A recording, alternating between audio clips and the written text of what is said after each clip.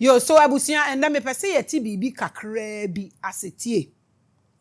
So the universe is a big computer. Ewiase na ye ti mu no, ye computer na machine kakraka and printer. Esanso printer ade ewiase na ye ti mu no fa wani bra form ne hu ni sa. What makes this machine able to create or print images on screens or on paper and in 3D are sun, moon and earth? Pesa wote ase ewiase na yetimu ni nyinara eye machine ubetumi afra ne printer ana to say minim se menka se cameras a na ade e ma ewiase we na yetimu ni nyina etimi di bibi eba abonten ana e create bibi ana e print bibi ba abonten no eye awia osrane ene asase. Na saade miensen egina ho e de ma triangle ni yehu ni sen mama ye fe no nto ho ni yenwe ho. There is also this story that says that Archangel Michael handed over Solomon a ring. You say Archangel Michael ema Solomon a ring bi na ye engraved with a strange star. Yes, our story ati ye one thing na eno nso so Africa for pe no omo di omo ho to so no omo ani gye ho se wo yi Bible ani Quran fi ho a sa ade we enso ya ade ehia omo no omo ani gye ho pa. A mark of divine permission. Omo se ring no Archangel de ma Solomon no na star bi na da so a mark of divine permission. Nti ya mana hoɔden soronko otumi di ye bibia to command all beings of air, water and earth. Yes, ring ye de ma no ahoɔden ewo mu no na otumi de commande enkwa bi e te se niam ya mebubo ye emu. Say ye te sa niam we a aya yesusu se den. Many imagine this as magic, but I see something deeper. When you talk about rings and stars and triangles, when you see them, nasa wo ka say ye say ye protection ye way obia wo the way a okano. But mimi hu ni say ade emu sum ana ye deep. Say ye de ni hwe keke say ade da ho symbol we ye fe yate say won na say yankom ne yanhwe a ye be use ade no na afi ye de ye hu two problem bi pacho. Baby a wote say ya sorry say ye group say ye fraternity bi a wutimu no e den symbol na hu ho e den sigil na hu ho na hu ho a den sunsanso na ye wo say de ba wo so na is just there ukọ krom na wo to ring wo to we ukọ banks na wakwakoto frames ana drawings ana paintings na tete tare ho a mi bisa wo say e wo ho for fashion ana bibi e tare baby a ne bibi e si baby a no say wo kọ ho a e wo sunsanso bi the ring was not metal alone, my mind, my vision. It was a technology of mind. A system that links human thoughts to the field that moves the earth itself. This is how I think. And now this is what it is to me. Tie. Say ya dream say yebeko baby ana yebe ye niama ana yebe to niama eye ye fe obi to ye nti yenso ya to bi ye de asi ho we ye nti eye mako asori ya ye setup mako group bi mu ya ye setup mako baby obi asone so wa ye setup bi ye me fe Maame Grace aye se ye me fe nti Maame nsu mi nya bia mpese bibi sa se ye free ana se bibi esisi baby e bia wo de eye. So woko bank, woko asori, woko mosque, woko weya bibia wo sigil ne symbol bi esi so. Wodi ese wonni mu hwe kra, wonni se Christopher wo cross, wonni se krevmofo wo sickle moon ene star. Wonni kra, wonni se obia wo bibi odi gina ho. Aye gina ho eye den. Se gina ho wonni pa no wonni mu bibi, se wonni mu bibi. Woko tena ho no ewo nsunsanso bi a ede ba wo so ana. We are talking about sigils, symbols, signs, any setups. Maybe say, and then a debra wa woko. Se wunim hu bi den de bebro. Se wunim wo hye no obi nanim no de asi wo no woko ne den de bebro. Se wan tinia mabi ase no wan hu nia mabi yi a. Wa wo de won nkwa ana wo kra ebeba afore. The seal, the star, the pent alpha. These are not just ornaments. they are cults. Me ababe hu say ye do sa nneama ya ye do Star of David, ye do we Penta Nang boys, especially the youth, the young ones coming. Omo no omo bobo sa nneama we, omo bobo na tun so omo ho da so. Say na Penta na pentagram, na we omo bobo na omo the angels na fra na fe di omo gina ho akukuduro so. Na ne ye mo abrabo na ya ntumi hu reflections no. E understanding ni eni ho ana ye nhye Yesha edi bibi beba yeso. And then when the pebi a wo she me na wa adwene said there is something like a shortcut. Me she we, me dware we, na me num we a me ye yie no. And then me de sa po we e to wadwene mu wate ase. Obiara obeka tro se wo she we num we, wo dware we a wo be ye yie no. Ka kire ni place se me so ekohwini. There is nothing like that in this life.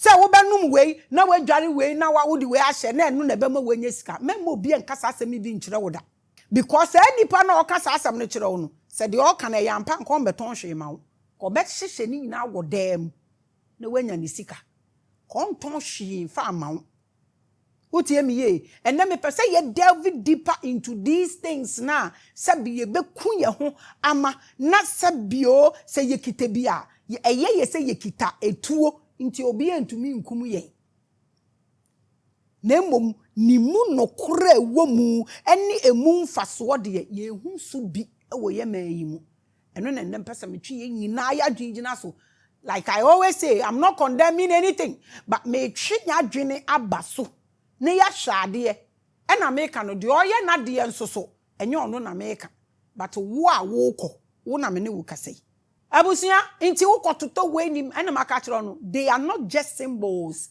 The ring of Solomon was not just a ring.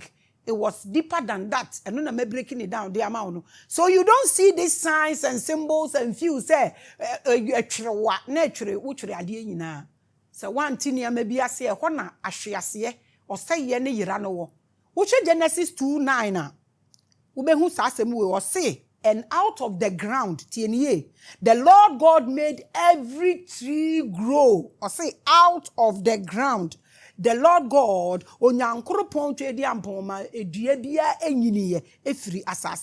that is pleasant to the sight and good for food. Out of the ground, no, be appear every ho, a pleasant to the sight, the sanso ye duane, e menipa. Se ye ka se nneama mienu ya na ekere se nche ade a wudi wani hu no aya enye se wo hu ni se mpe esan wa de foforo a aye represent. So all these sigils na aya ye chesi no aya ye chesi se ne fe ye hye na ye den anaso se ni dipa meaning wo ho timi manipa nkwa manipa mfaso na enu ye mfa ya adwene nko ho. The tree of life was also in the midst of the garden. Me pese mo points anyama we na out. Na mo ne mo pastors enkasa no mo decoding ye mayen. And the tree of the knowledge of good and evil. Obehu se eniama e wo Bible mo kan yin omo ma oniama two faces. Today we will decode this Bible scripture. And see say eno na yeti, eno na yenim. Na me decode ma wo wie na wankasa.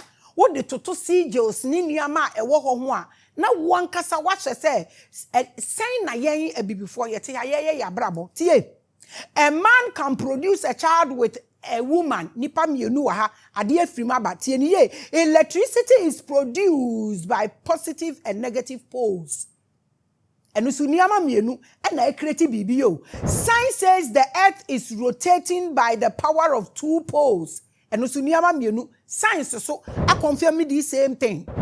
The North Pole and the South Pole, and when air control the earth. This is science. The age of the hexagram and Star of David brought about wars of emptiness, greed and power, rule and control, slaves and kings, rich and poor. This hexagram that ye put edit ye komuno machira wuniama mienu bia de a ewo nti sa hexagram ye two triangles na ewivi omo ho no omo suniama omo de ba ye ni eye hwan ne ye eye hwan na establish saa de na ye hwan na mix saa chemical no e ma saa de na epie ye ma kire wo de asase tumi mix ye ene ne efiri mu ba ye metumi a kire wo de electricity so mix ye ene ne efiri mu ba na ma kire de science so put two together ene de efiri mu ba ma kire de oba ne be man so put two together de efiri mu ba ye me pa wo cho all the sigils nkonson esinsen ye num binum ye ko mu no a ye ho da so ye draw de bobo dan ho ahyenso de ahodowo ya tro sigil na to book mu ye se koda so busumi nsia busumi nwotwe sigils ne bi bobo banks e bobo asori dem baby a wo be kobia wo a wo kono te ase de ode aboho ne nte ase e wo hefa eno ne nne me pese ye kom deeper na ye hwe nti enda no ye be discuss the seal of Solomon. The seal of Solomon. I have just 3 stages to take us. Order of the Solomon star will be 1 step, explaining the power of Solomon hexagram. Sa hexagram aya asem kese ewo Africa ha sei tie eniama mienu na senka migina soro go baabi anka mebane prayer show any star of David but untumi mbane unim sa because we are saying wo dia but utumi de hunim de to abonten a sebe kafra omo adwen mu da ho ne omo ani da ho no omo age ready so omo de omo no they are able to understand and know what to do. So we will explain the power of Solomon hexagram.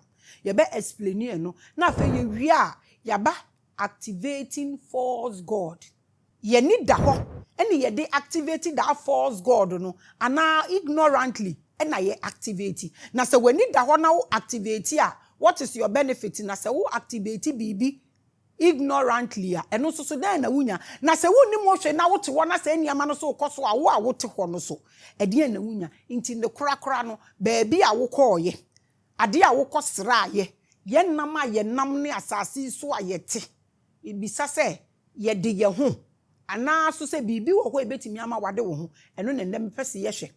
Religious priests are experimenting with spiritual elements. Omu ye niyama bebre experiment bebre koso. And sometimes they are not fully knowledgeable about the consequences of these charms on the subconscious minds of their congregation. Ade ye me ya.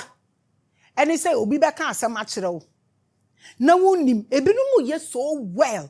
Ebinumu etimi kohwehwe omo ehu a they book up for an appointment and come and just discuss something me kan ya omo and they go omo ko a omo de anigye e na ede ko I am so happy omo mutumi make sa anamo no ebi so se anya hwe menua se ye wonte ase afulia asem bi wo ho osofo mpom bie na no nka sebe kafra se ye wonte ase afulia osofo nkogina nsuo mu enkotwa odwan enfe ngum akonfo so ntwejan ngum kosofo nkogunsa ema sebe konfo so nkogunsa it's understanding na ye ni no any setup na ya ye no any said ya ye serious because of whatever we want eno na me bi say ye de oye ne papa wo a wo ko eso ye wo papa ensunsanso bi wo ho a wo be experiment these energies and also said this element no ignorantly edi beba wo so edi bebe kuro no so edi beba o man no so na ye didi usi we mu nyina awia na ye behwe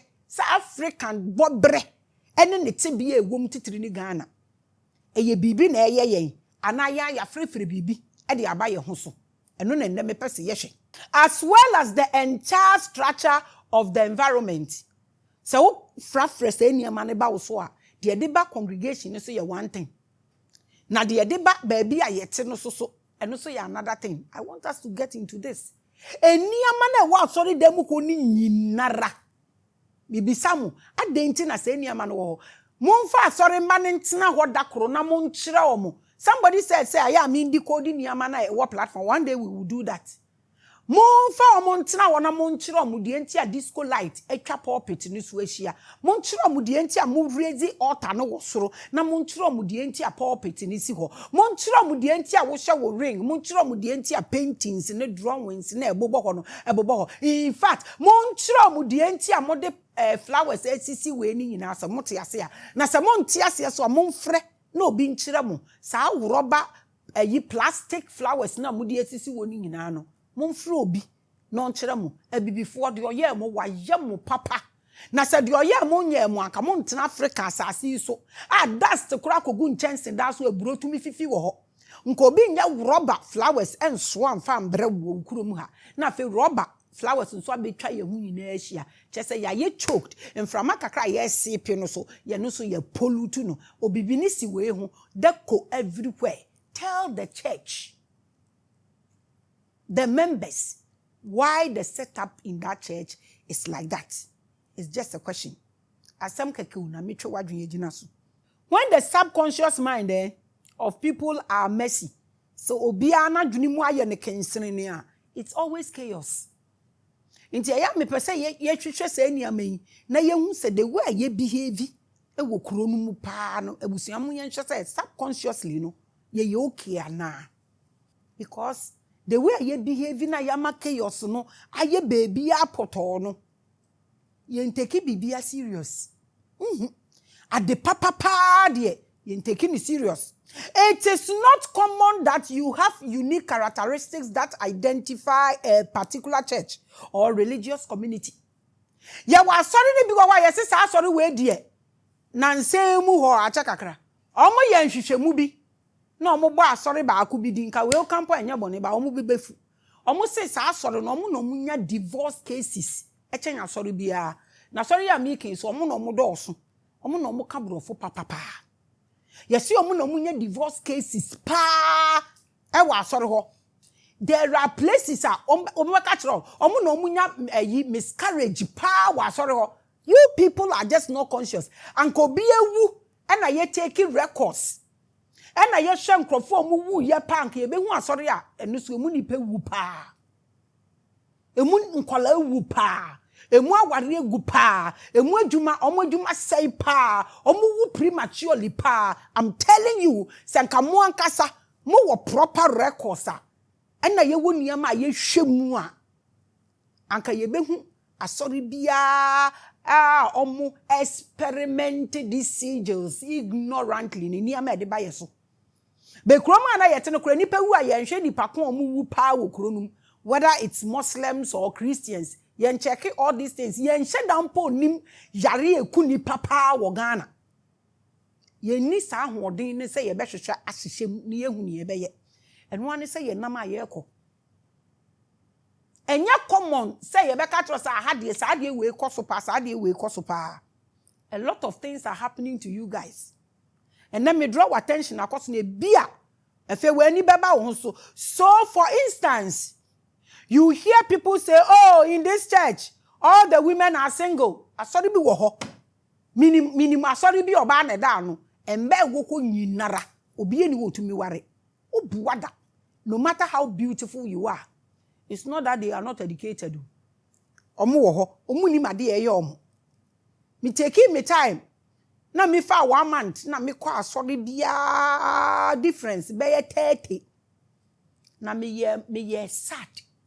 It's something we can do, actually, small something, if we care about souls. But who are you? Ade ne ye fair, ne ya ye bi.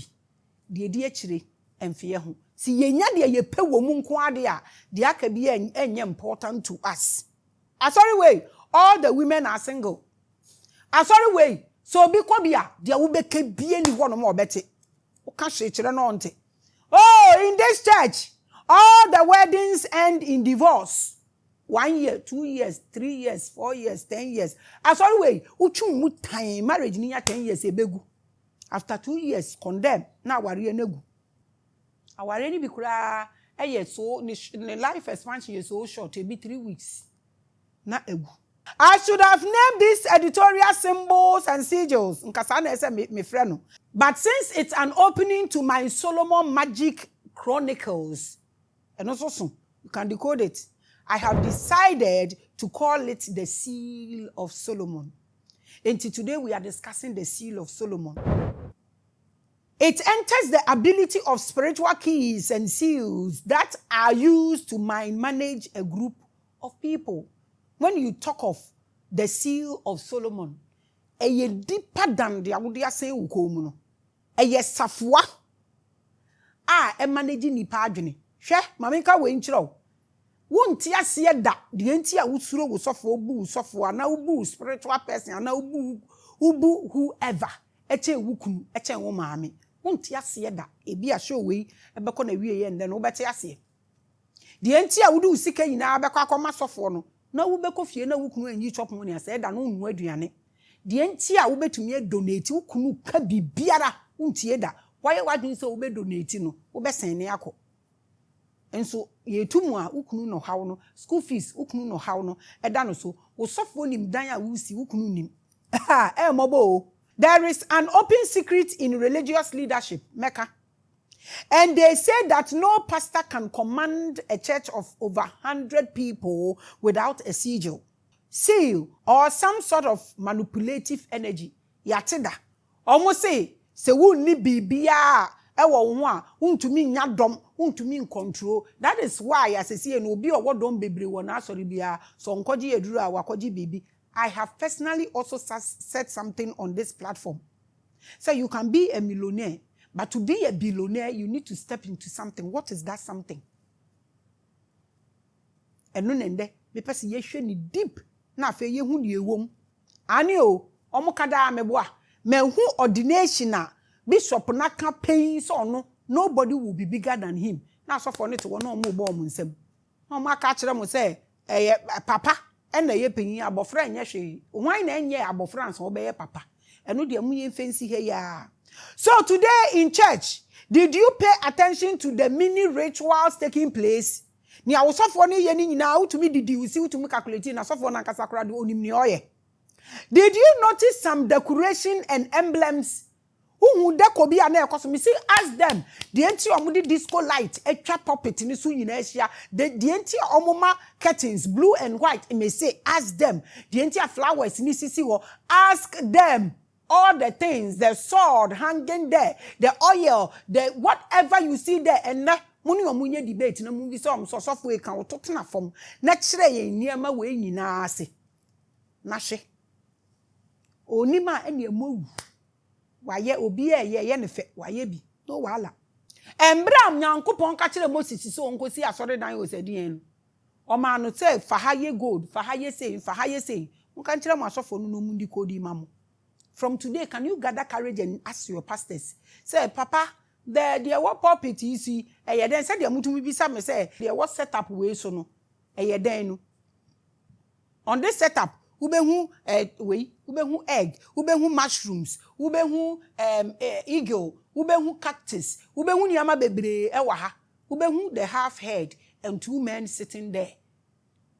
Ubehu ni nyina, wutumi bisa me say mindi ko di ba bia ukotu yesika no.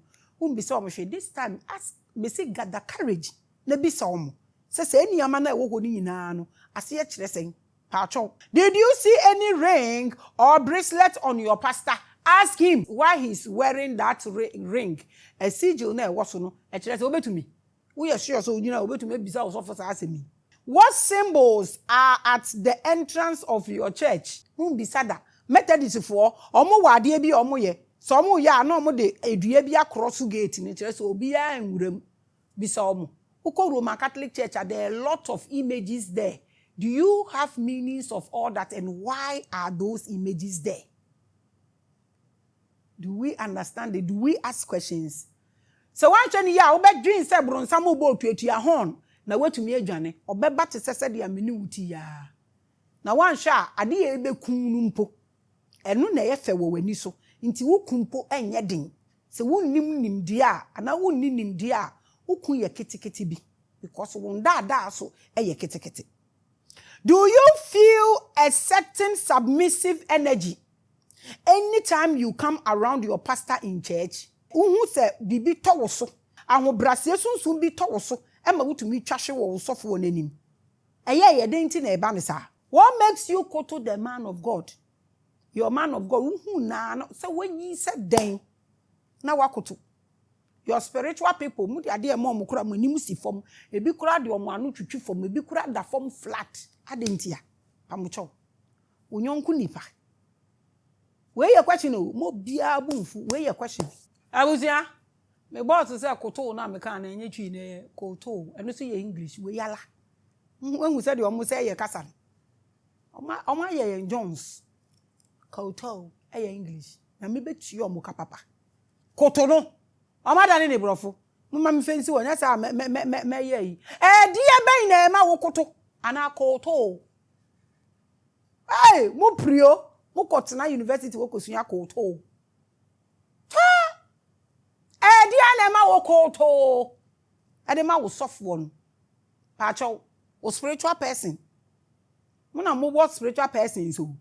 Ana people. Nti na mbisa mu. Die na ma mo koto. Me here answer no. So betumi ama me bia, me grateful at the comment section. Die ben na ye ma wo koto. E ma sankrofo yi.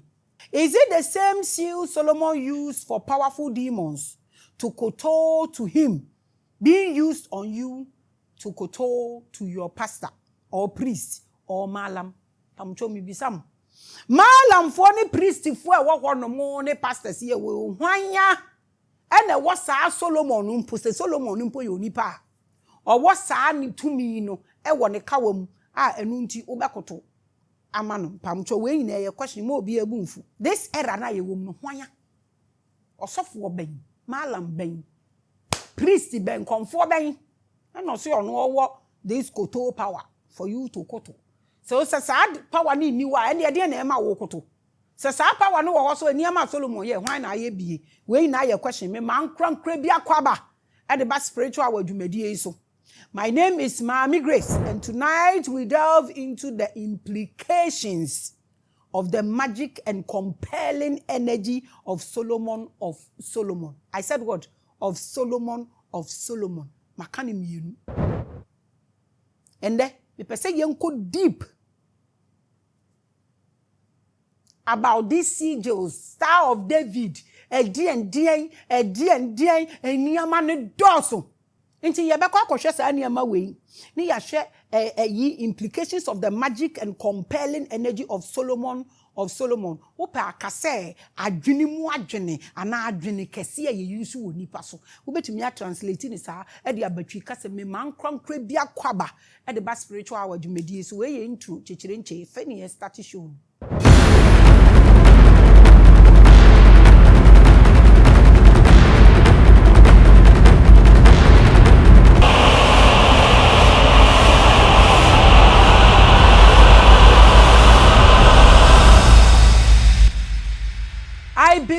I believed you, and I send you love, I send you love, I send you love, I send you joy, I send you strength.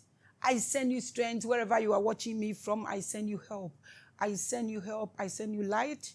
I send you pure light. I send you love. I send you light. I believed you. I believed you. I believed you. I believed you. I believed you. I believed you. I believed you. I believed you. I do not bless you. I do not bless you. I do not bless you. I wish you a nature day, and I welcome you to another episode of a spiritual hour. I'm always the pride of our ancestors. They speak through me, they hear through me, they smell through me, and they drop every particle of information through me to us. It's another day, it's another episode, it's another lesson. We keep moving till we get there. I welcome you to spiritual hour. I am always the goddess. I'm always the pride of Akabulan. Yes. So today we are discussing the seal of Solomon. I have told you, or I have macatual steps now. Yeah, so you have to bear with me. And order of the Solomon star. When we say order of the Solomon star or Solomon star, what is it? When you enter any religious sect or secret society, it is basic for your progress to know about the Solomon star in terms of its magic and spiritual significance. Mo bia ntro CJ ma say kodas wo bisa ne say me that's we be there or so de kodas so na hwe. No. No. Mo bia printing ya ma say fa kobo wo dem ne no ne be mo waye yi. Find out what is going to monitor in your room. Se nipa ni nima e na asem soronko e de bebre wo. Onipa ni nim so de an ye gbo.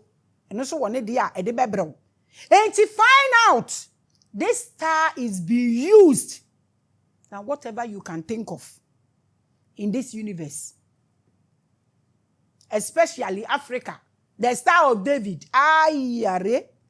Now in Ghana there, oh, it's our savior. The 6-pointed Solomon star can be seen everywhere, especially in churches. This Solomon star, no, and also Israel for almost flag, no, a woman. Any menorah na ye de abro ye ho wa ha no etitare omo flag ni mu eye understanding ye ni enti ne ye feel say ye japade ye say ye de ye ho to so ana e wo bibia eye na say wo bibia eye esese hye yen ana ye bibi na say ye de ye me ma re mfi say medical a kire wo say chemicals mienu bi aboma ekreti bibi nti wo hu ade ba ko a eye more than you can think of ti mi bisa be a church be a bibo. As of one, she said the kawa bandan, she said ni chain. Will you cross any Star of David, any prayer shawl? Says, so if you say any sword, so if you say Africa from whom you they can practice spirituality. Cause to show no more the chichiro mukoma, hey, and you're baby. They don't know what chichet is. They don't know how to hold it. They don't even know the symbols till I did it.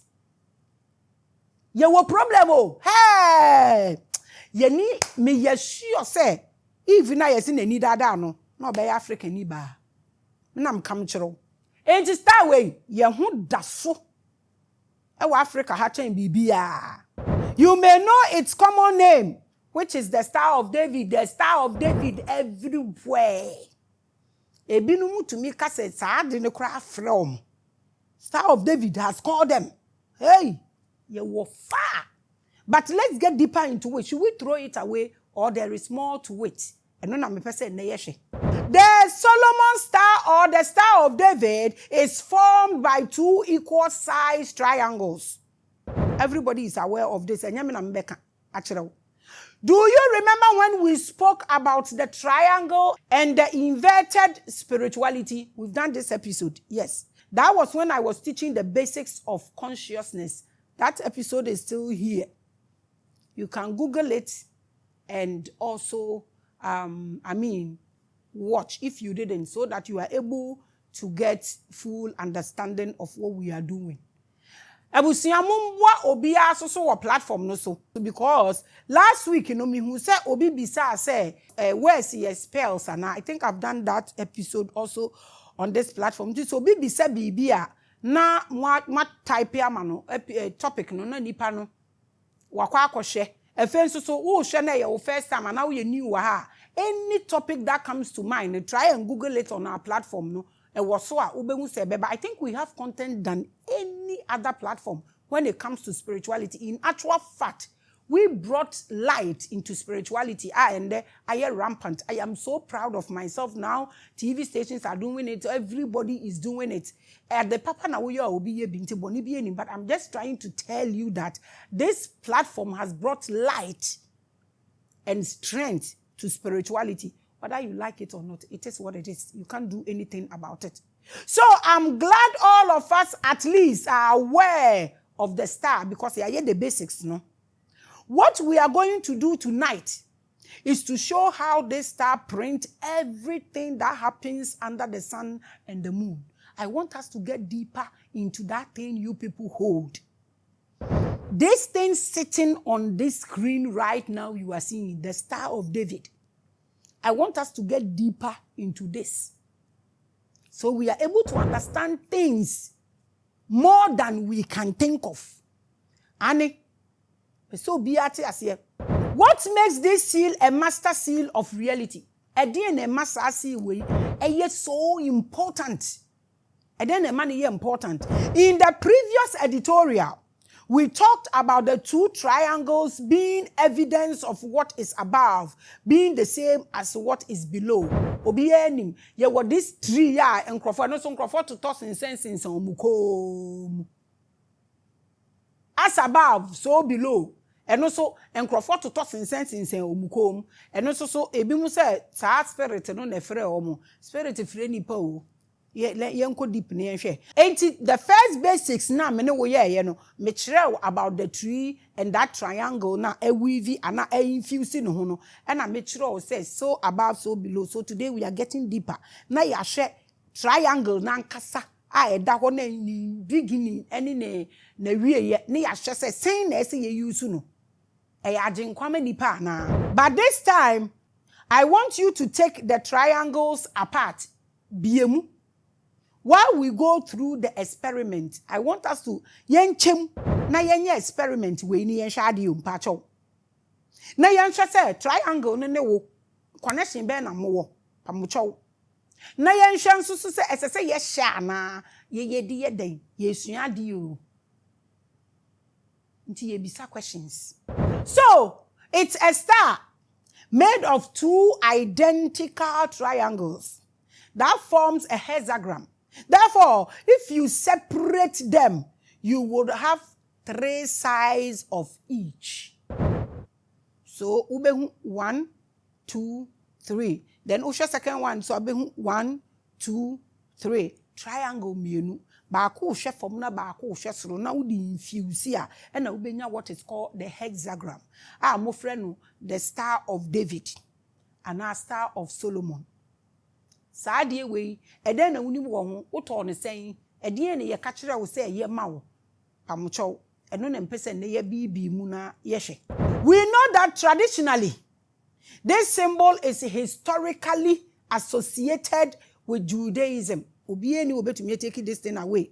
It's a common knowledge and has been used in various contexts, including religious and cultural. It is sitting in Israel on flag ni mo na mekan no. But it's not protecting them. The whole flag near representing Israel no. The Star of David or the Star of Solomon a team bandan. But a kuni ba no enye no na protect they are using missiles. And protect it, not even children. Today in Africa for your day. Pamucho, where a question. Yendi any a flag mu, any a shim, omo flag mu, omo chain, no where Star of David new bolimu. He didn't save them. About omo flag ni mu, and save you mu. But mu be print na mo ato. Na star na ebo mu di enim na nkenye. Ada na mo print mo star na ebo mu di enim black star no. Na mo fan to mu kom. And the Ghana ni biya nye bi into the comb. No Star of Solomon and Star of David into because when we say when we see Israel Gaza for nothing happened, no show. Umpa was star. Mobo Africa for dear.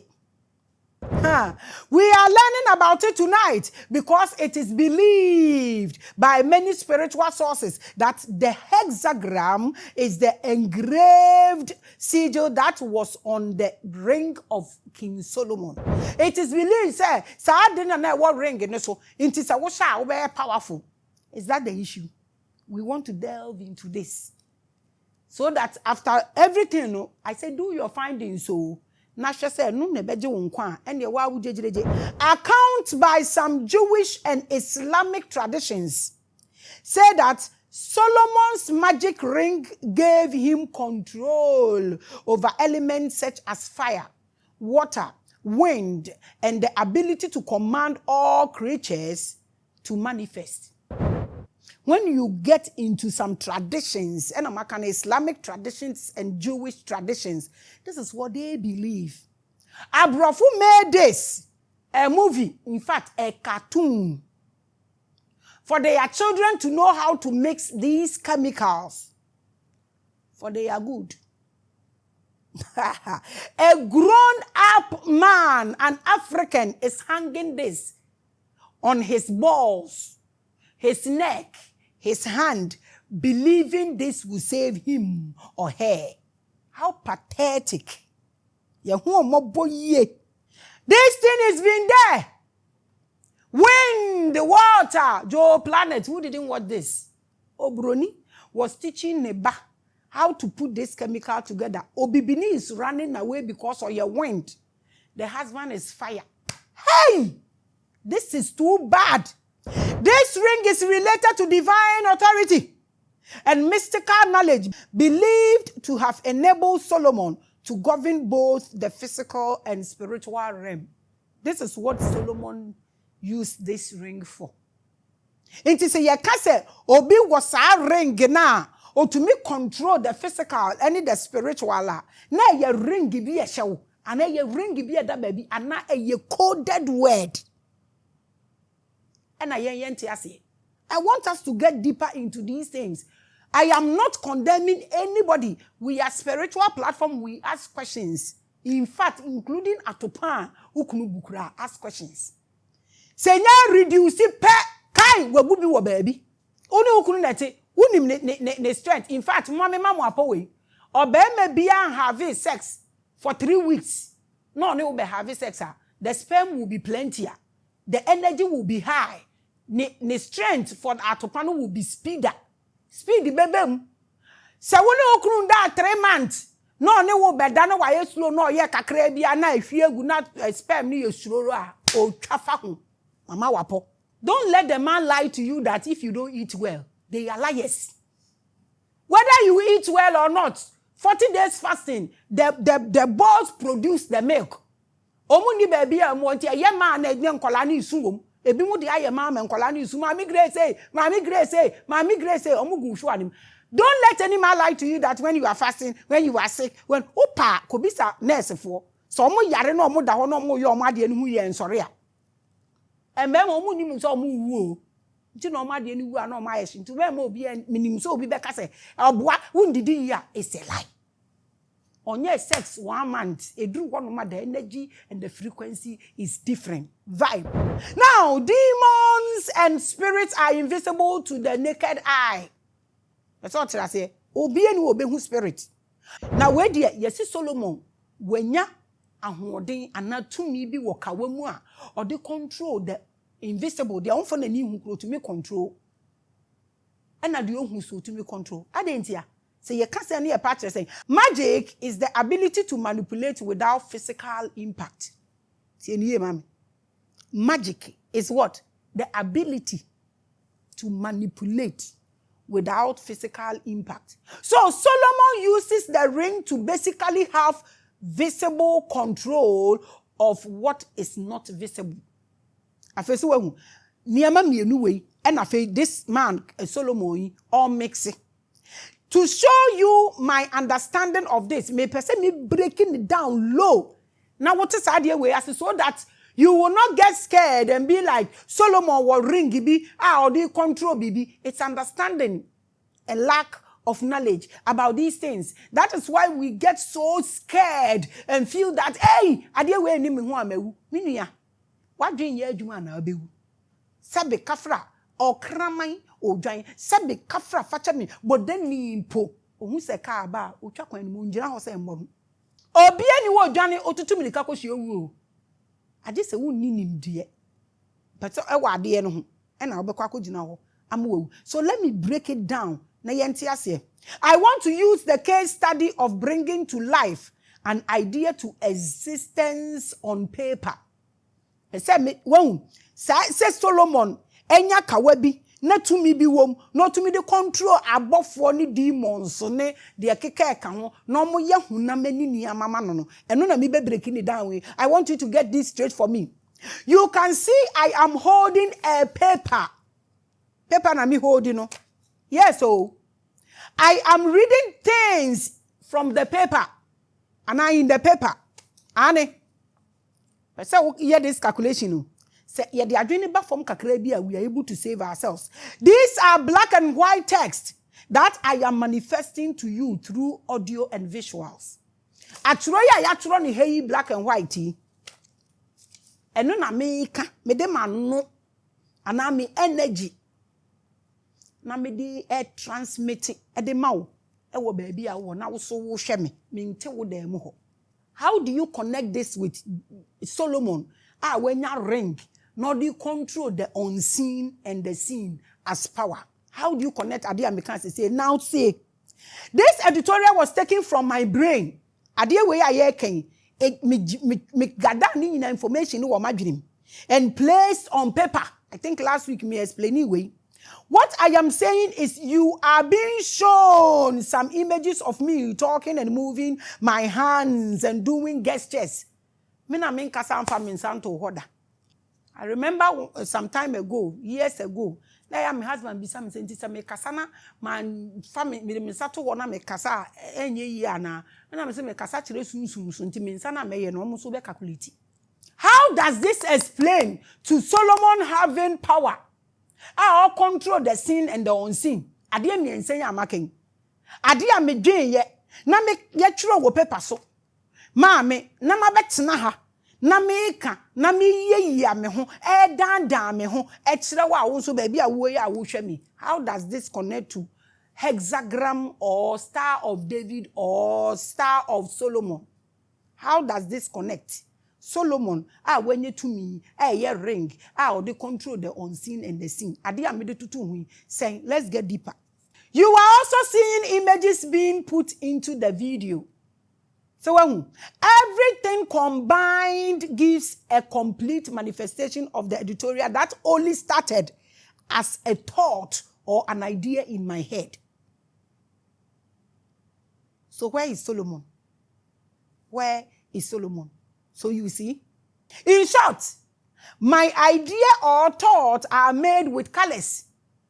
Another serious thing. Before you manifest these ideas into physicality to magically appear, you must use colors to print or do photographic images. So when we say baby, and you say baby sorry ya neba a transition. And even the sound I am making in terms of speech, your mind is adding colors to it. And niamani bi wa America no, one kasa we interpreting it differently with colors and ideas in your head. So where is Solomon?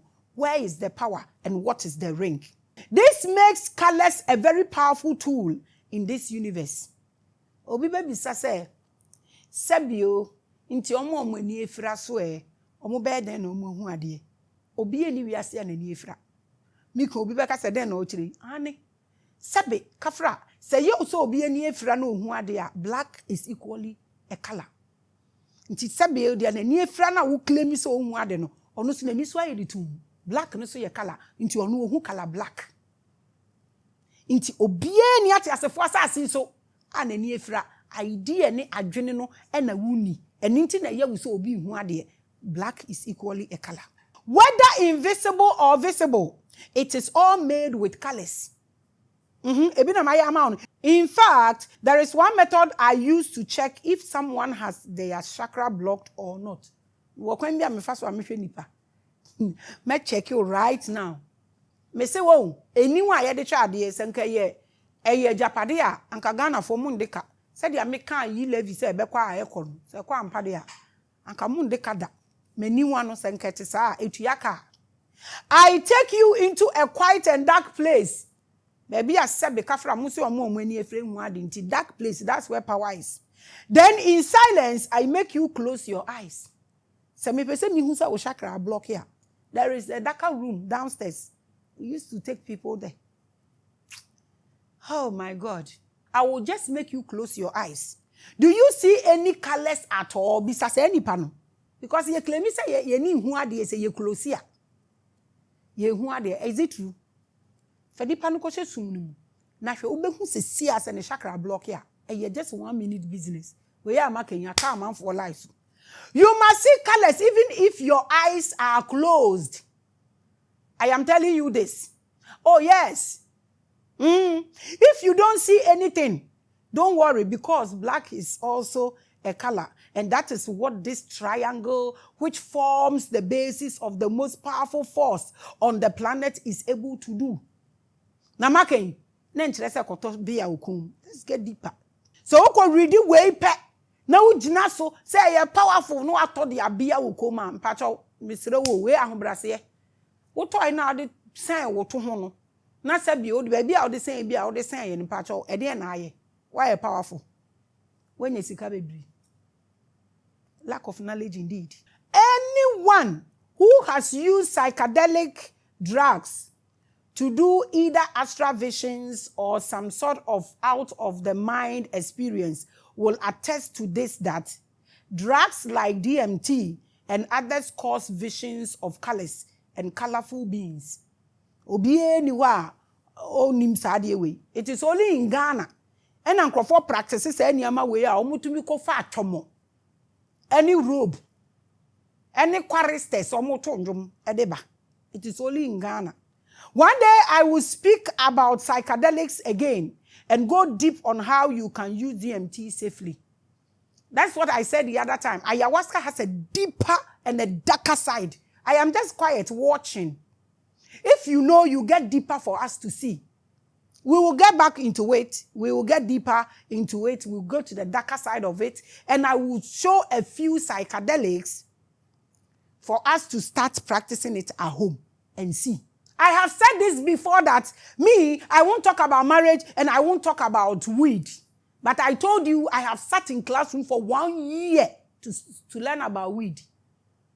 We say all sort of things about that plant because we have zero knowledge about it. Now like I said, I won't talk about it. Because kasa wo ho kra de beba be wiase na be time. Na me can't tell us but nka ye wo leaders ye wo etheric leadership wo ha. They will get into it. Ade a wudi sia abofra say abofra because wudi sie na obekwa akohwehwe. Nti nka ye wo etheric leaders anka they will call people who have knowledge about this. Nanka omo akire the leaves itself, the greens, and the seed we plant. And to see the beer works with the moon because I want to grow to free back. Every leaf we eat, and no, ade yedi obi eni wo da na adwo odidi. Inti anka nyansafo ni bebrebe wo kuro no mu a can we talk about this and let the children know that the greens go with day and the seeds go with night. We are able to save a lot of them. Because onkonum sees no area na ntim fa ne tirim. You tell them this is with water, this is with fire. I have told you people that plant and marriage, I'm not going to talk about it.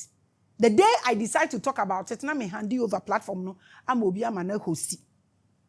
Annie, but I will do one. I will go another step of ayahuasca. Then I will give you psychedelics, how to get them and do them at home and see. Anio, don't ever think like that. And I always say that when I talk about that plant, make about it because of the negative aspect we exhibit. You need knowledge, zero. I'm not even talking about that. But I will do this episode for us. We will go deeper again into DMTs and how to do them safely. Because you need to sit in classroom to learn. A 1 year classes, NTA, and yet online, a practical thing. And you know, ubetina classroom na waye, and we don't have anybody who grooms people for ayahuasca in Ghana. So you must sit in a plane and go and learn. Mami fancy answer. We will get back to that episode. I will do that for you. It's a promise. Anio, I don't talk about things like this because the moment you mention it, someone will start using it to make money. And instead of being grateful that you have changed their life, they would rather start insulting me on TikTok. Because what the old damn personal man now so crowd be famous. They will go and insult you there. And here is you. I am a mother. Very soon, we will go deeper. We will get to the deeper side of ayahuasca and see. Ya check. Mama, we'll do it again. We don't mind. We don't care. Shaping people's life. That makes me a bigger mother. And yes, smaller mother, big. I am so cool. If it is psychedelics, don't worry. I am the plant goddess. But you can't catch it all. Say, and yet patterns na ye pedicure. And no na bibia wom. Your ancestor know this. Inti ahaban no wa pusa. Onfa buompo nto so ntwi. No wa pusa. No de dwiraw. So be twebo ato so a o de be saw. So twebo onto so o te ya o de asija so o de ma waduani ni wadi. Ahaban ya afiri ni dua so e ye de ewu. Ye de ya ade ya yetugu.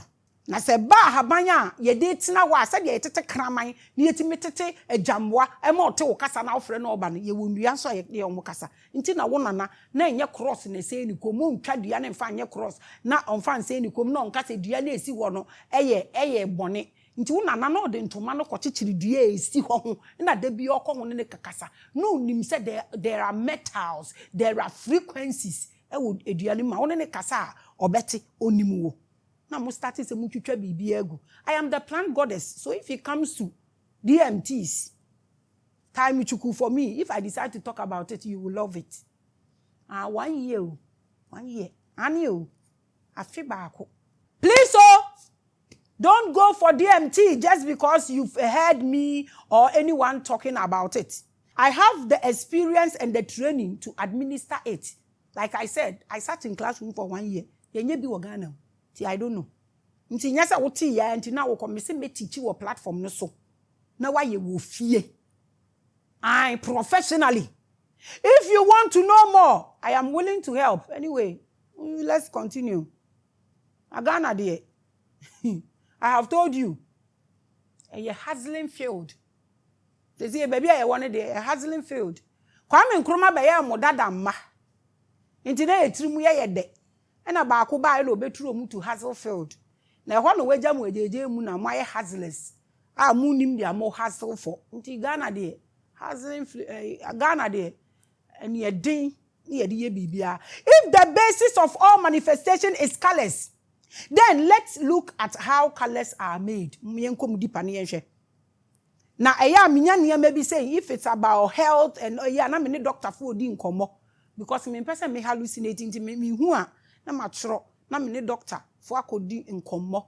Dr. Tobo, my love to you.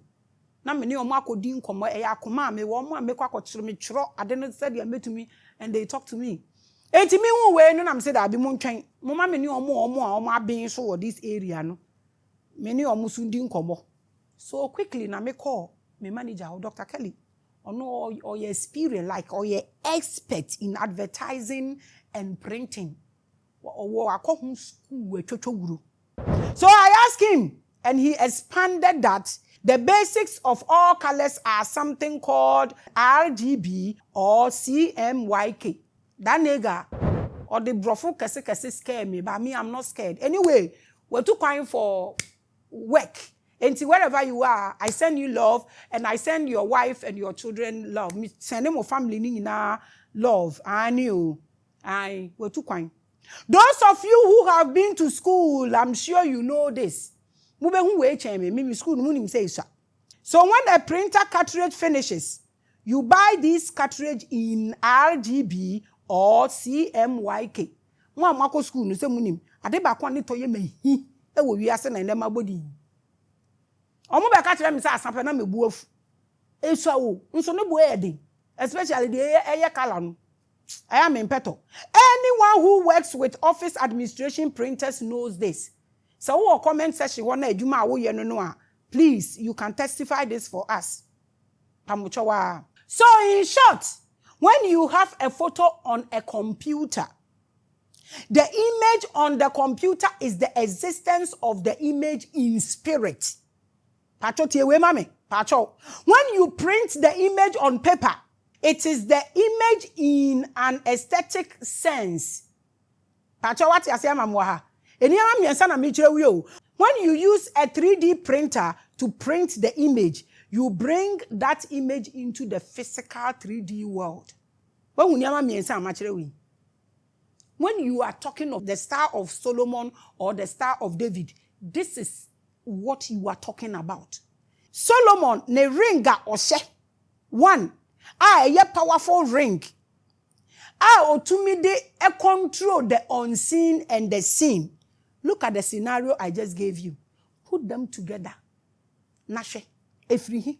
So how does the ring of Solomon control the cosmic colors of manifestation in both spirit and physical?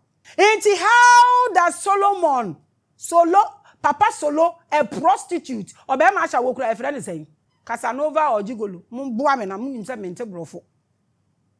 So Solomon, so what ring, how do control the seen and the unseen? Not the manifesting baby, both physical and spiritual. As someone may explain it to you, what is the so no. The RGB primary colors that my manager explained to me have 3 base colors. which align with the 3 sides of the triangle of Solomon. Hey, if you don't learn at this era, now what's now also the woe unto you. You cannot blame anybody. Even Jesus himself. Also, don't blame him if you don't go to heaven. Wanka, any scripture. Also, if you don't go to heaven, don't blame Jesus. Why won't I blame you? R stands for red, which is the sun. Me catch last week said the sun is the blood running inside of you. Nti na me se woni awia ni nyane na woni awia ne nkoda enu nti no broni ni miansa nti adwuma ene awia ne nante no wa frɛ graveyard shift. Ena G no stands for green, which is the earth. Aha no ma yete. Ena B no standing for blue, which is the moon. Nti sa RGB inky. This is what it means. Me pacho sa de ya me explain sesi me pesa wo de connect with the days gods na ye no na fe sanfa connect with the zodiacal gospel na ye na hwe say bibi different bi wo ba bia me sra wa fa connect na hwe. So at the 3 ends of the Solomon triangle we have sun, moon and earth. Nti so wo pe colors na eno so na me de ama wo. Do you exist as a human being without these 3 things? Moon, sun, and earth. Would you exist without these 3 things? Are you having these things in you or you don't? Pacho, a question na mi bisa. Do you need to wear anything to connect with these 3 things I just said? The sun, the moon, and the earth. Do you have to wear anything to connect with it? Do you have these things in you? The sun, the moon, and the earth. Ariana, that is why when you die, you take it back to assassin. Emoja na wo mu medical culture dada. Enu na ye eja no. Enu na ye san no a ewo wu mu no. Abusuafo. Ahobrase kwanso o. Se mu na amba obetumi ada. Enda no a mo frɛ no melatonin se hwan no. Is controlled by moon. Ade we ye wo. Nti why do you wear wo on wo? And you believe in the awasha wo ho so no. Echen wo honam na wo di gina ho no. Mesremu o. Does this make sense? Wujidie wo de aya wevi anaya yama no emu echen wo na ujana wo kura de na yama wo na wato no se wan tam na wan hya de na nkasa betumi abehya wo kon hwe ta. Ebetumi. Asembe nkura na minka biom. Mama me ho aye hi. Everything I'm asking is a question. Oh. I will be happy if you can come and answer them for us. Mama, my your time for kwa. Mintu. Then tia madwin na mechire. And I'm see yembisa question. Dia mami great beke biara odi obi. Mitu we so mingri obi ahu. Abusia for mo better me property no. Se see enkrofo 5. In fact, all Ghanaians, especially the youth na more Arab countries, I send you love and strength. In fact, I send you guys joy and pure light and pure energy. I spoke with some of them. And the things they told me, I was like, almost say, Mommy, would I know? My ebinya nketwa, yepe 2 bedrooms, yepe single room self-contained.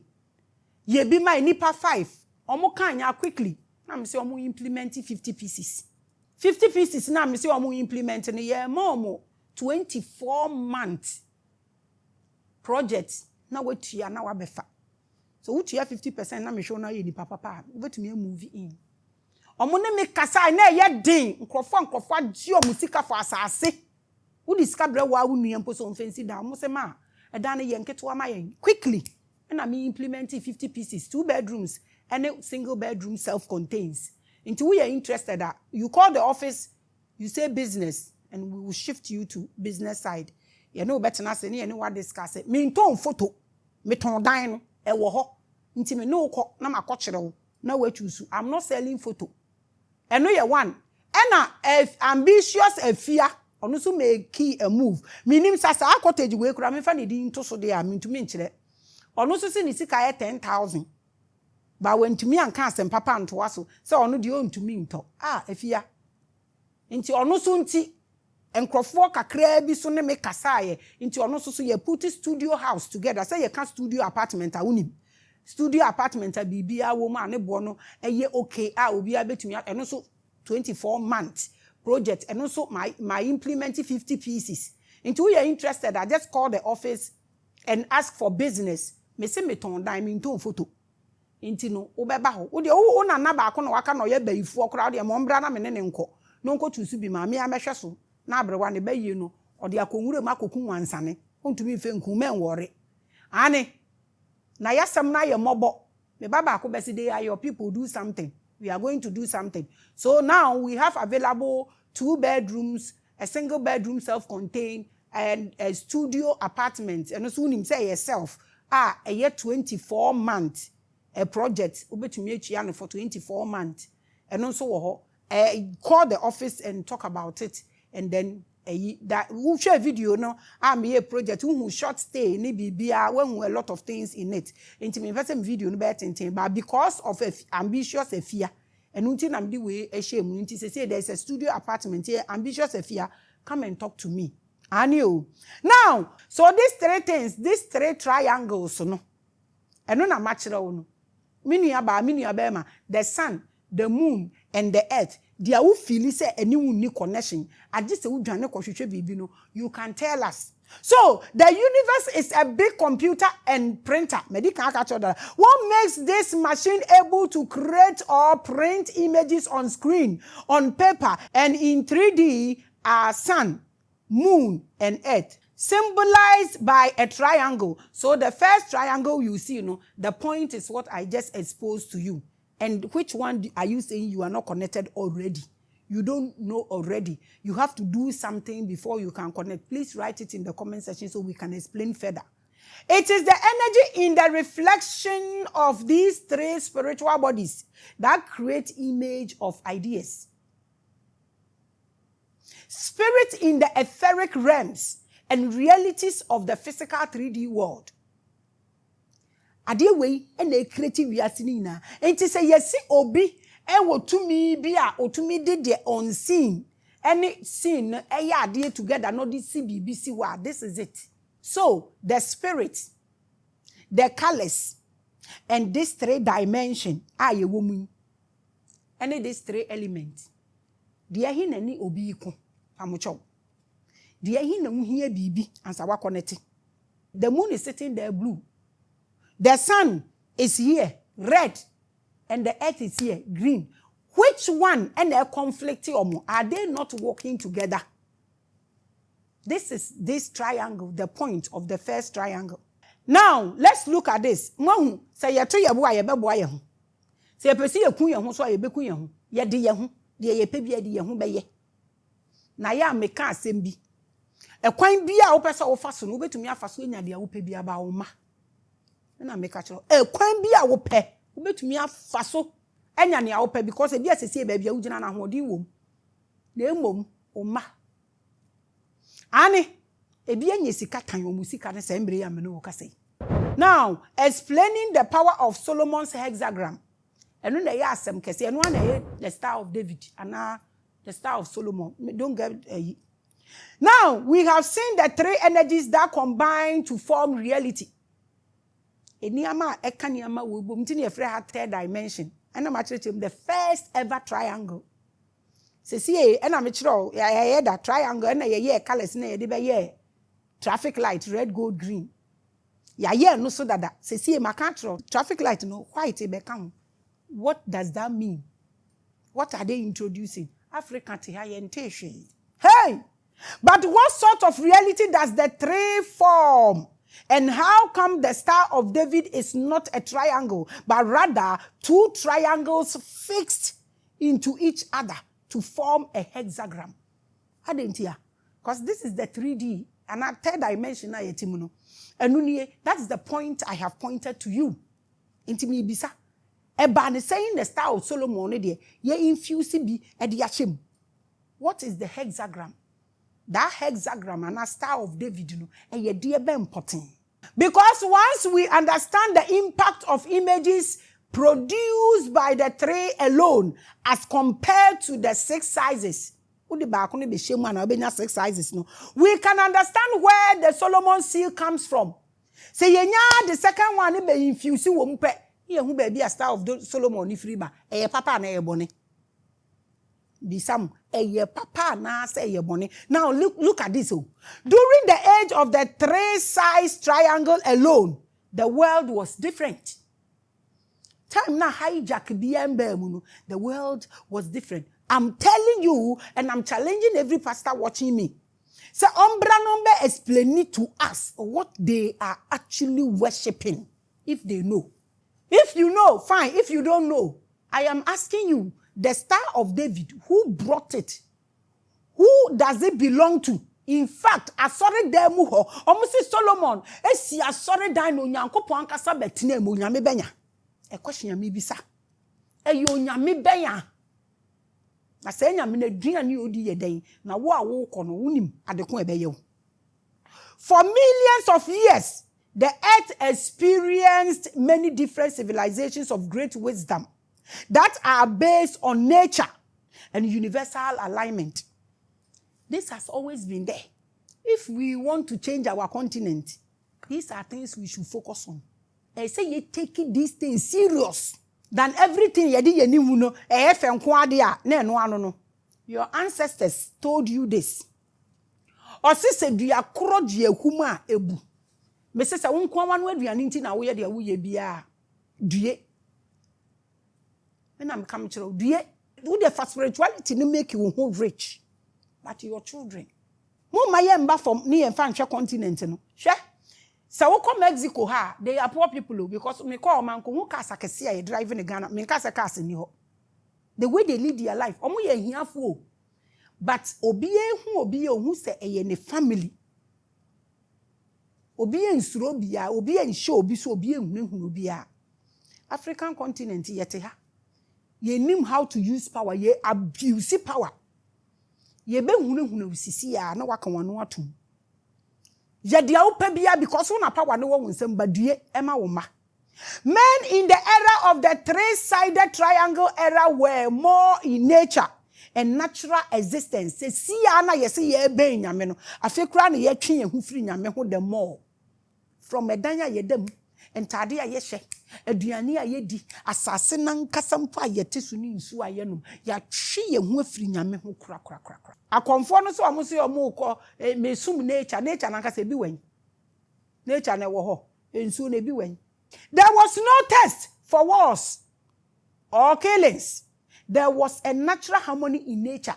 Sambren na kunkum ni ho. Se yetumi chi obi wakotwe ni peti 3 se yetumi chi obi wakotwe ni ba ye kanu trasa na nkomo chi no mo de ne ko ba bia nkode ko no na nkomo jeli ba bia na ode ko na nka nesta obi su nkotwa bi mfa nko ba de ya chi no ye case ni need the way aye dwen sambre na triangle ni ye ba akopɛ na ye controlled by the moon na ye blue na ye controlled by the sun na ye red na ye controlled by the earth ye green sa time no na boni bebre nhye da ni ho till the am holding in high esteem no sa infusion no e baaye na de ye nkode ye na mu nyina mu na ye hwe eno afiri hi.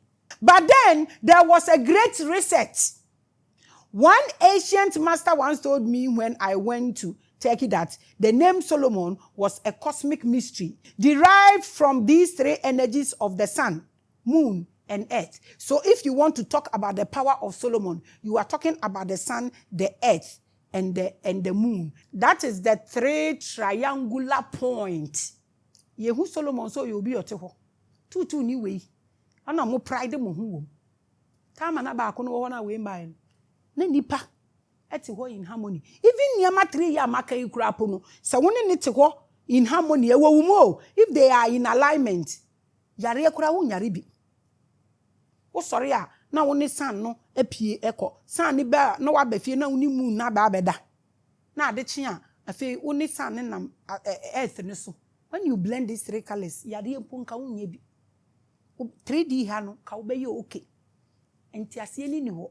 Ebie nipa kom na de ebie nipa kom no kra na misuru anka enti ase no wo anka ebe hu ni ese ye de ye aye ti say tuo sen wu kom say ye pendant En fa so be na benya wo misrew. Soul is Latin for sun. Soul is Latin for sun. And I have done an editorial on this about the secret of the sun cult and solar worship called Soul Invictus. But also Soul Invictus no woman wa de kase Catholic and our sun worship and now the mpacho wa kase universal church. Because the sun is universal. Still I will see the son of God. Moon is the moon as a Monday. Moon day. And we also did a recent editorial on that. And also with me in total knowledge about it. The O may stand for the third force that connects the three forces, which is the earth. When you hear hope, and also so na wujane, share a one thing na ye ni baby out. But se we lose your culture. Now we lose your subconscious mind. Now we lose your consciousness. Now why you lost until you keep looking for what you are holding. Because we won't take connection. Now we dimrika, we chase everything, baby. So the order of Solomon is supposed to be the true order of humanity in nature and spirituality. Sanka the first triangle no and the yebeti asia nka say na ese ye. However, that is not the case. Sesi enye asam no kura no enye asam no nie kura. Adding a second triangle in inverted form is the pollution of the consciousness into positive and negative. I feel what you say yeah, but second triangle listen. So bibini ensua we ya no kita we mu no ordinam. Ubeda aje wo. Sometimes it is at this reset that knowledge of good and evil came into the universe. I will explain. So we will know who is worshiping God and who is the devil. Why they say we are say? In fact, why pon e fi di bronsam? Ye be hu say wo say bronsam wo ho. This was encoded in the Bible. Arewo. At this era, it shocked me. It shocked me why some people behave the way they behave. There are so many tools and gadgets. Okafem. Why should you call 2 years? Obegu enima sepoto. Obegu na oto da abonti. We don't want to be careful. We don't want to be watchful. We are using the authority and opportunity we've gotten. And then we will exercise gullibility. We don't even know that the video we are putting out there in 200,000 years, the video will be there for people to watch. Your children and your grandchildren. Will you be a disgrace to them or a nyonyamshe to them? And kawunima, kawufa camera na, be careful. Into me, say, African for your problem now is huge. This is encoded in your Bible. Na me reading ma washaseno. Genesis chapter 2 verse 9. Said ya midi kan kachire wono. Genesis chapter 2 verse 9. I read. Or say, and out of the ground the Lord God made every tree grow that is pleasant to the sight and good for food. The tree of life was also in the midst of the garden, and the tree of the knowledge of good and evil. Sanya mienu nyina na ni nyina na ewo ho efrihi eyede na fe bibia be ye mienu temre na nkrofo no te ase no ye hu se triangle no ye ba ko no ye hu se sun no na enye ene ye hu se moon no na enye ene ye hu se asase no na enye e ba me se na se se de asase na be grow bibi na fe e grow bibi ntafo. The two triangles are what rearrange everything into male and female. When tin ashase in the Bible or come man or come man on panch let's say memo onipa bia a man e ba ne sen na say ebenya man any woman. When the aniama ni infuse efrimu a ebe pollute na e na de second nkrante nu fenu ana second nu fenu de ba Yesu na nkasa o kan o say o ye double edged sword. God ye double edged sword. So when who asem we good and bad, sin and righteousness, negative and positive, heaven and hell, Jesus and devil, God and Satan. Se embra se duabeyi efifi ye pe na besi mfimfini pe na de sa niama mienu double things in our buy. Trust me. They will not teach you this in any secret society. You don't deserve to know the secret. They will not teach you this in any theological class. Never. And see, nobody has that time. If they teach you this, where would they go? This is the unknown and untold secret of the seal of David. At the moment we wake up to this, we are able to help ourselves and help our continent. Because we have everything.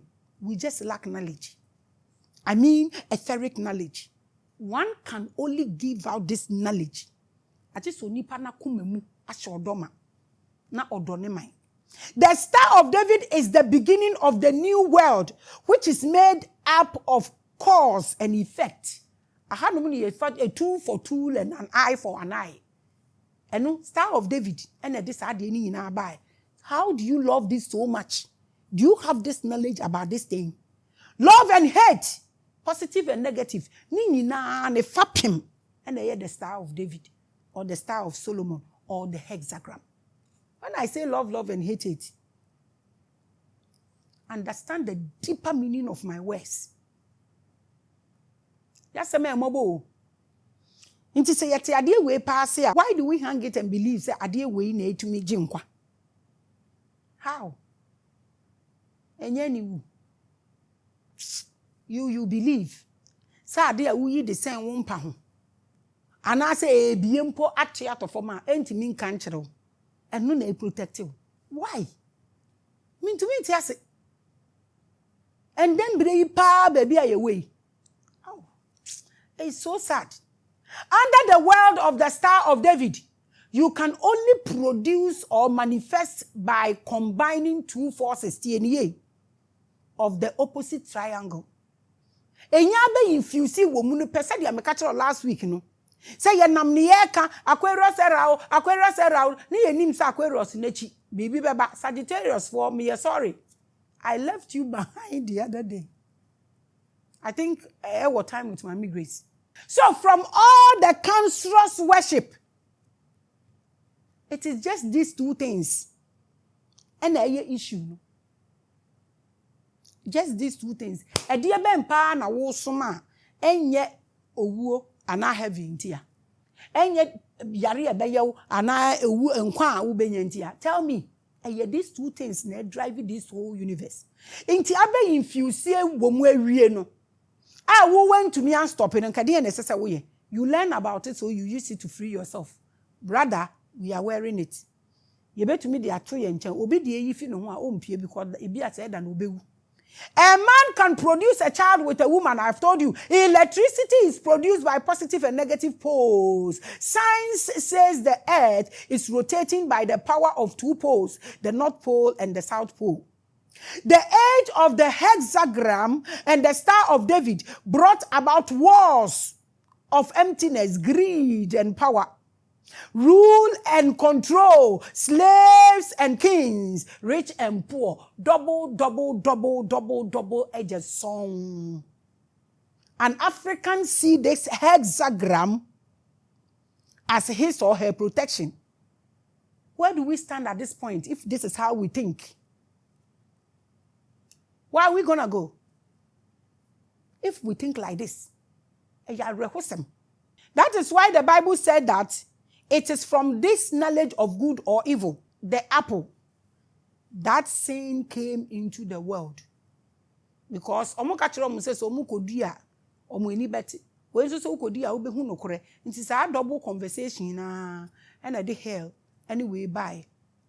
You see dua na ba na odi behu dua koro. Yete wodadada na bibi e maaye a obi kodi no wawu. Yete wodadada no na obi enwon ni obi about any dua. Medical culture say as above so below. It's all about the dua. It's not apple. It's all about this triangle infusion. The omodi be share so say free ase say free soro eno na di double face e de bae. Until you hang this around your neck. What change would that bring? If it bring change to you alone, you cannot be free in the continent. I'm telling you, until the continent is free, no one can say peace. There will peace in power. Ade a wode pay peace ne bia wo ba ntimi yes ade yen. Enti wei ena de owuo ne nkwa ene yare ene dien ene ntokwa ne de keke ka ho de baaye. Nti I don't know why we hold this thing in high esteem physically without looking at the chemical infuse any de so we are able to detach them. Say you detach ya. Rather we feel sad we able to me save. It's so sad. Now let's look at activating false god. I know they will not like me, but we will do it. The truth is that if you are smart and place the hexagram in all your projects, I said what? If you are smart and place this hexagram in all your projects, they become fruitful in the new world of the Star of David. One would say to you, we are so and no more introduce and then the chemicals, anyhow it should run. So all you need to do is to learn it. Enti obi a wa learn obe hangi e woni project ho for no good.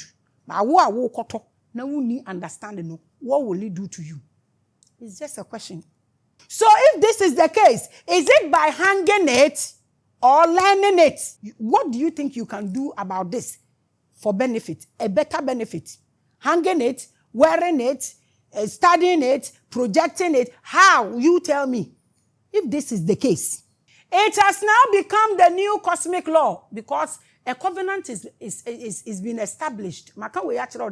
You people will shout every day, covenant keeping God, and the same thing is staring at your face, and you are joking with it. You don't know what it is causing.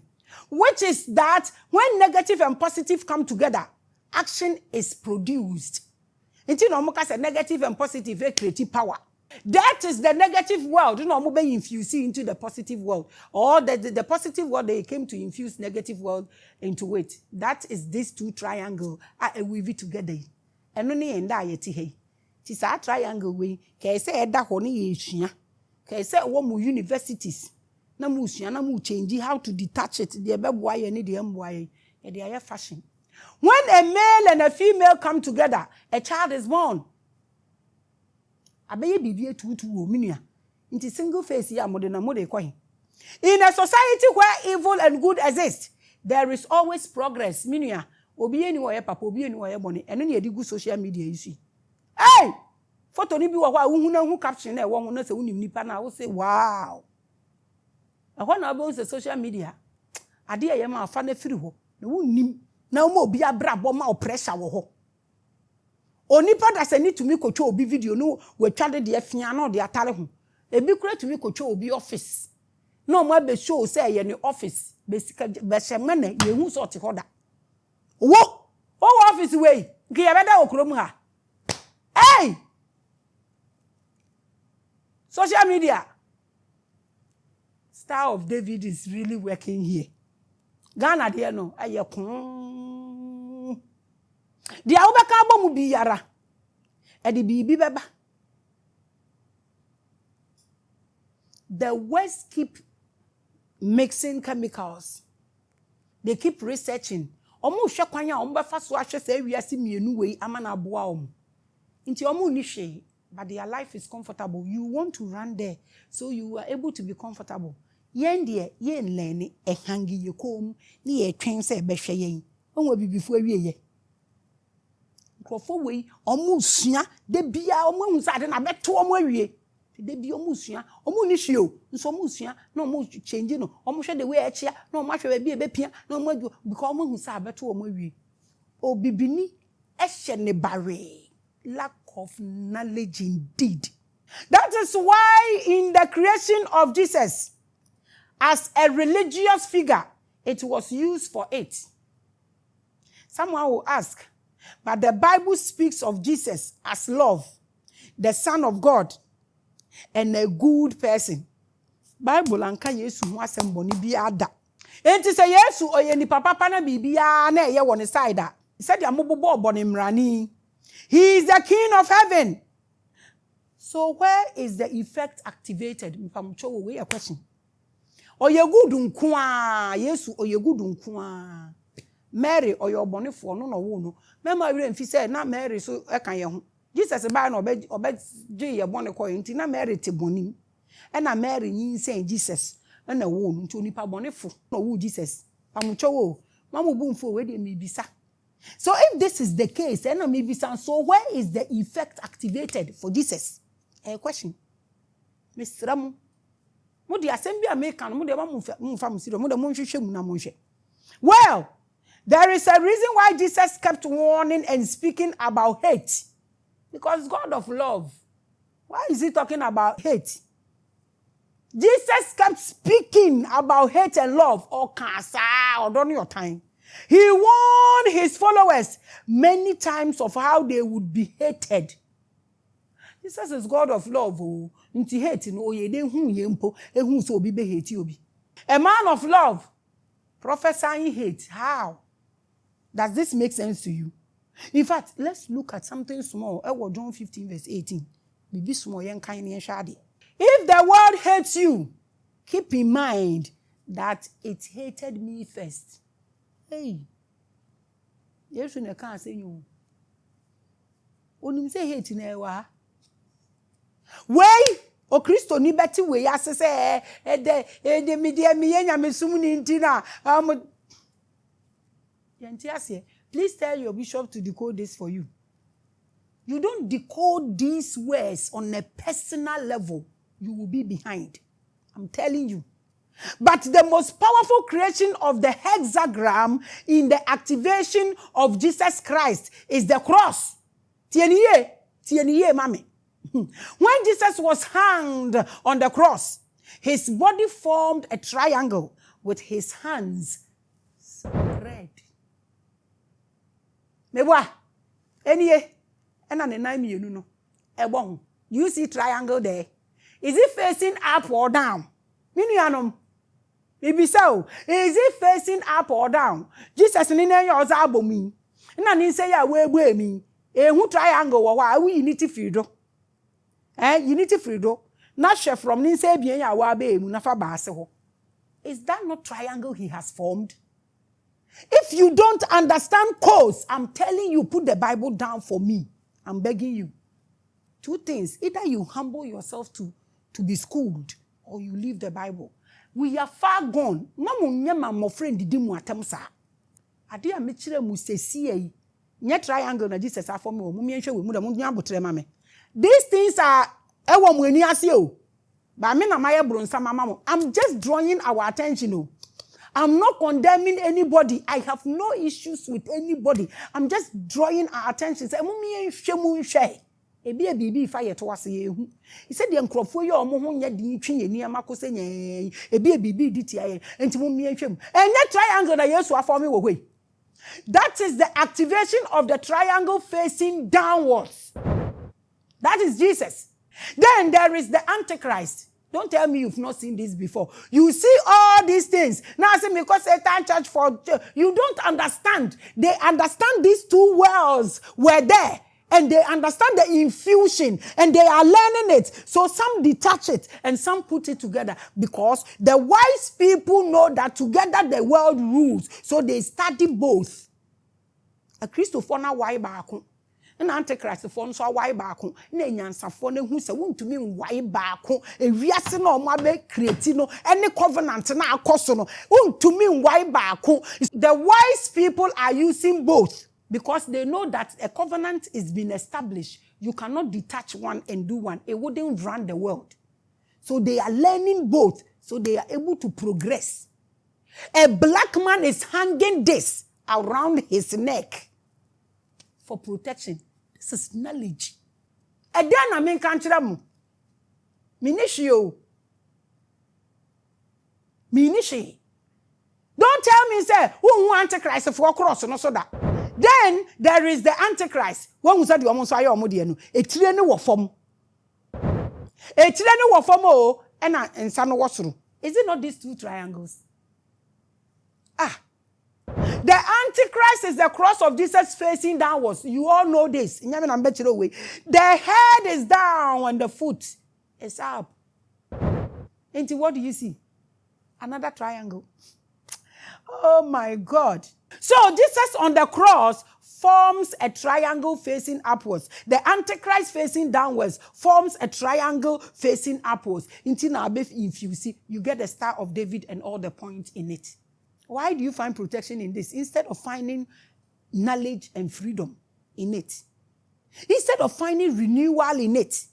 Instead of decoding a contract that has been established that rules this world. So you are not behind. You are hanging this around your neck. What do I tell you? I believe you get the vibe, right? I have mean to me in deep. So why wouldn't baby a platform say? So just do your findings. Because if I go deep, maybe I take a sakura. Hey, Africa. Are they? Jesus Christ and the Antichrist are two energies of a tree of good and evil. So above, so below, the Diano ni, and the Star of David. It's the same thing. Antichrist, Jesus Christ, same triangle. Are you infused? Come down and learn this and know how to balance yourself. So, Christians will worship the cross of Jesus. Satanists will also worship the inverted Antichrist cross. Nina is important to some people. When both Christ and Antichrist charge their energies, it produces the manifestation of this world. Aha, yeti enyo. And there also ube to me yiboni ako. You see Jesus be we ase moniko boni nasa. On the cross, he said it is finished. The ake yefiri him ba am boy. Opposite to nature and consciousness. Abusia, this is it. Everyone has a part to play for the order of the new world to exist and progress. Papa mo boni mo. Minya miani wo. Papa mo boni mo. Meda wasia brebia. See, in all things, give thanks. The Bible is aware.